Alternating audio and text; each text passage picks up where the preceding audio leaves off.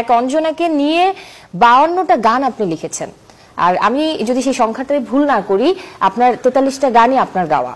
হ্যাঁ হ্যাঁ, এখানে একটা একটু কারেকশন আছে। কারেকশনটা হচ্ছে যে 52টা গান আমরা অঞ্জনা করেছি। 52টা গান অঞ্জনার মধ্যে 43টা রিলিজ হয়েছে। আচ্ছা। আর কিছু কিছু গান আমাদের এখনো স্টকে আছে। আচ্ছা। আর দ্বিতীয় কথা হচ্ছে যে 52টা গানই কিন্তু মিল্টন খন্দকার লেখেনি। আচ্ছা। আমার ধারণা আমি 30টা মতো লিখেছি। ওকে। প্রকাশিত 30টা প্রকাশিত হয়েছে, আমার লেখা, সুর করা, আর অন্যান্য অনেক গীতিকবি, বরেণ্য গীতিকবিরা লিখেছেন 13টি গান। আসলে কি অঞ্জনার সাথে আপনাদের নিজেদের জীবনের কোনো কিছুর মিল কি আছে নাকি? এইভাবে আমরা না বলি, দর্শকদের সাথে মিল আছে, শ্রোতাদের সাথে মিল আছে। শ্রোতাদের কথা ভেবেই আমরা দুজনে গানগুলোকে বেশ দারুণ ভাবে পছন্দ করছে।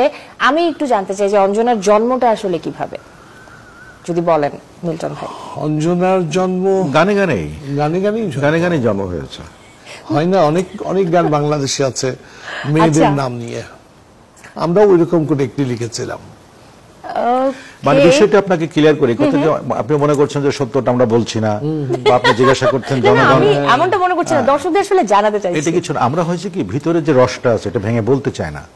কেন বলতে চায় না? যে সৃষ্টিটা তো আমাদের, সৃষ্টিটা ভাইয়ের, তো সেই সৃষ্টি নিয়ে মানুষ যখন মজা পাচ্ছে, মানুষ যখন লুফে নিচ্ছে, তখন আমাদের রহস্যটা আমাদের কাছে থাকুক, মানুষের ভালোবাসাটা মানুষের কাছে থাকুক। এটা আমি আপনি বসে হাটে হাড়ি ভাঙার কোনো দরকার নাই।